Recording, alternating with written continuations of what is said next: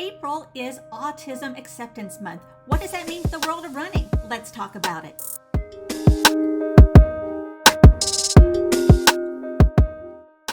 Hello, fellow geeks, and welcome back to Running Geek Girl. My name is Heather, and I am glad you are here today. Now, April is Autism Acceptance Month, and you may have heard me mention on the channel before that I am neurodiverse myself.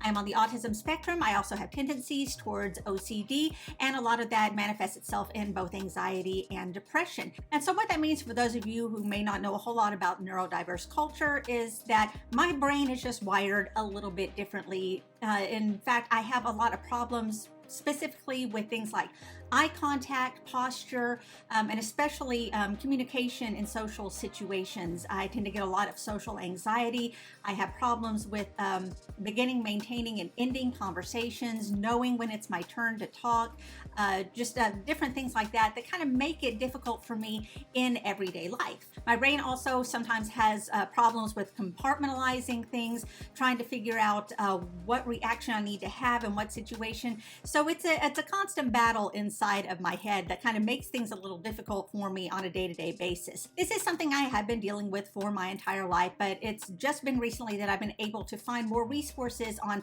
how to kind of deal with it and make things work for me. So I found in a lot of my research that there is a lot of connection between neurodiversity and running. So I thought I would share with you 5 facts about neurodiversity and running. So first of all, when I say neurodiversity, what exactly do I mean? Well, neurodiversity encompasses a whole lot of neurological conditions like autism, ADHD, dyslexia, which is where you have trouble with words getting mixed up, dyspraxia, dyscalculia, where you see numbers getting mixed up. There's a whole lot of other things that could be happening. But according to the Harvard Business Review, neurodiversity can be a competitive advantage.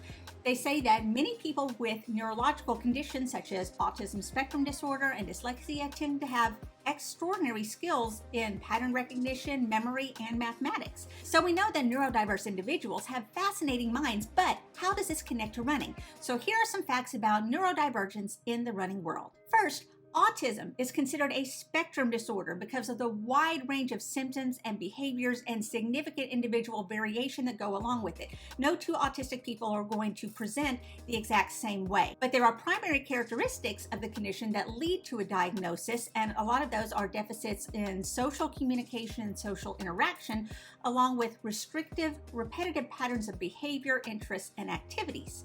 So, if you are autistic and you go into running, that can help increase your social circle, especially if you go out on things like group runs, join a running club, get to know people at your gym, or just get to know the same faces that show up at races. It provides opportunities to practice language and communication skills, and in many cases become less reliant on medication and experience fewer meltdowns. Number 2. At the Academy of Pediatric Physical Therapy section on pediatrics, the 2016 annual conference, researchers from Achilles International and New York Medical College presented the most promising results from one of the largest studies on autism and running to date. Their work looked at the qualitative and quantitative effects of the Achilles Kids running program on 94 students with autism over a 4-month period.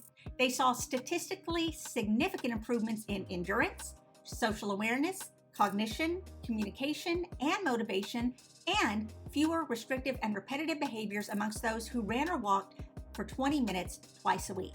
Number 3, in the neurodiverse world, you may hear the word stimming a lot. That's short for self-stimulation behavior.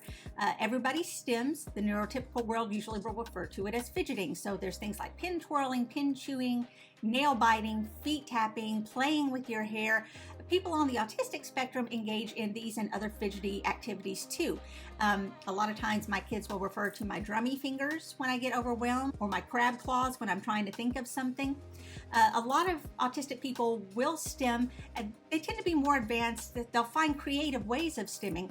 Running can be a natural form of stimming. It's almost like a meditation or self-soothing because you have the flow of your breathing. There's the repetitive feel of your footsteps. There's associative thinking while you're in motion.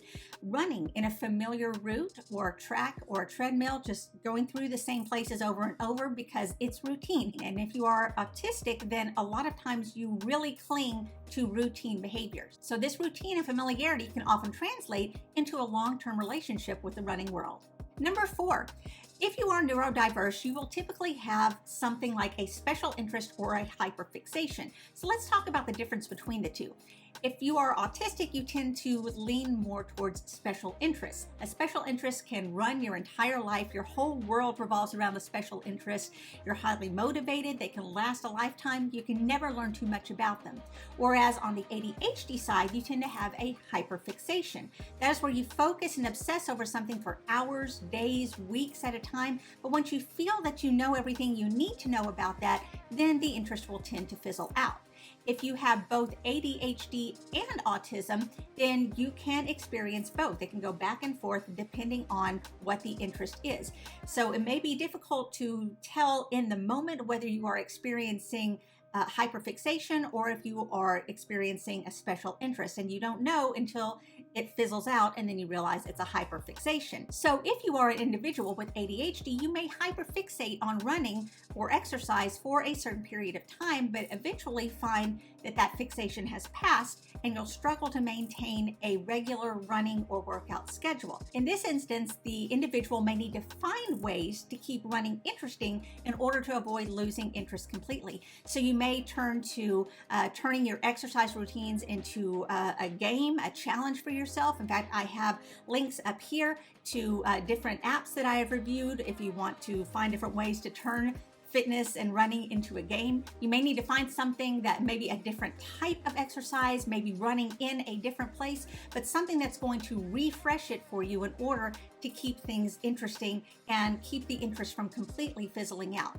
And number 5, March 21st or 321 is World Down Syndrome Day. It's also the number that signifies the chromosomes for Down syndrome, trisomy 21. And now 321 is the Boston Marathon bib number that is always held for a neurodivergent athlete. Now in 2022, the runner wearing bib 321 was Chris Nikic. He ran his first Boston Marathon back in October of 2021. He is also the first athlete with Down syndrome to complete an Ironman triathlon, and now Chris is the first Adidas-sponsored athlete with Down syndrome. So for many individuals on the neurodiverse spectrum, running is a sport that can fit well for them. Andrew Novus is on the Asperger Autism Network's board of directors. He lives in Medford, Massachusetts, and he has been a runner since high school and was diagnosed with Asperger's syndrome at age 49. Let me just interject that since 2013, Asperger's syndrome is no longer a standalone diagnosis. Instead, if you are what was once considered Asperger's syndrome, now you fall under the umbrella of autism spectrum disorder. Novus finished the Boston Marathon in 3:11:24, and he's completed over 100 marathons and ultras. He says, "For me, it's a no-brainer. Why aren't more people on the spectrum running?" He goes on to say, "I think that taking up running can help them overcome some social anxiety and get them outside. I think being able to be in that zone, that Zen state, that's something that people with autism really need, especially if they are dealing with anxiety. Running puts you in a more peaceful zone." I know that running has done a lot for me and a lot of my symptoms. It has really, like Andrew Novus said, put me in a Zen state. I do a lot of my best thinking when I'm out running, and it's just something that has really, really appealed to me, and it's really helped me cope and deal with a lot of my symptoms. So let me close out by saying that there is a place for everyone in running, including the neurodiverse, so we need to make sure that we are finding more ways to invite them to the party. I'm going to have a link down below to a couple of channels that I have found really helpful for me, especially with a late in life diagnosis. And these are some other channels that have also dealt with late in life diagnoses as well. They're very informative, very helpful, and they have put together some great communities for if you want to learn some more about people on the neurodiverse spectrum. Did you find this informative or helpful? Why don't you let me know down in the comments below. Don't forget that you can also subscribe to the channel. Just click that subscribe button below. It doesn't cost you a thing, and it keeps you up to date on all the running adventures I am having all the time. You can also follow me on social media. All the links are down in the description. You can find me across all platforms under the name Running Geek Girl. Thank you so much for joining me today. I'm so glad you could be here. Remember to laugh hard, run fast, and be kind. I'll see you later.